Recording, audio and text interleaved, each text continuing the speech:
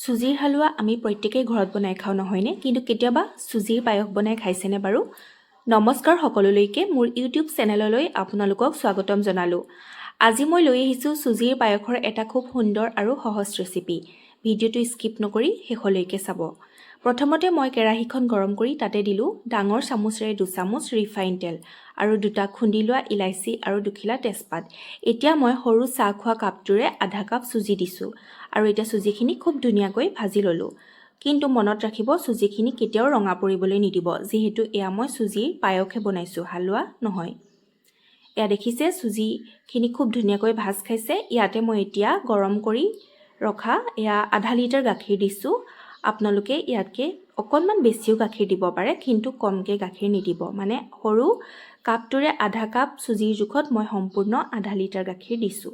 এতিয়া খুব ধুনীয়াকৈ হেতাখনেৰে লৰাই যাতে গোটা ভাৱটো নাথাকে। এতিয়া মই ইয়াতে খুন্দি লোৱা বাদাম দিছোঁ। মই দেশী পিনাটছটোকে দিছোঁ, অকণমান ৰাফলি খুন্দি দিছোঁ। আপোনালোকে যিকোনো বাদামেই ব্যৱহাৰ কৰিব পাৰে। কেইটামান কাজু দিছোঁ, লগতে এয়া জোখত চেনি দিলোঁ। চেনি মই যদিও 4/3 3/2 কাপটোত ভৰাই থৈছিলোঁ, কিন্তু মই নিজৰ জোখতহে দিছোঁ, মানে প্ৰায় 2 ভাগ দিছোঁ।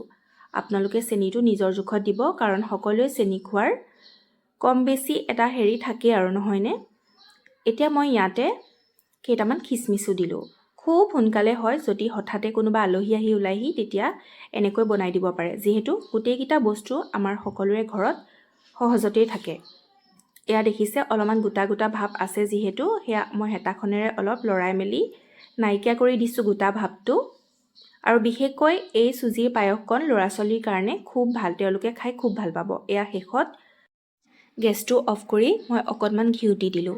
সুজিৰ পায়স বনাওঁতে কিন্তু সুজিখিনি একেবাৰে ডাঠ হৈ যাবলৈ নিদিব। মই যেনেদৰে ৰাখিছোঁ সিমানটো জোখতে ৰাখিব। হয়তো আপোনালোকৰ মাজত বহুতে খাবও পাৰে, যিসকলে নাই খোৱা। এনেদৰে এবাৰ বনাই চাবচোন আৰু সন্তানকো দিব। কেতিয়াবা হঠাতে অহা আলহী অতিথিকো বনাই খুৱাব, বৰ ভাল পাব। ভিডিঅ'টো চোৱাৰ বাবে সকলোকে অশেষ ধন্যবাদ।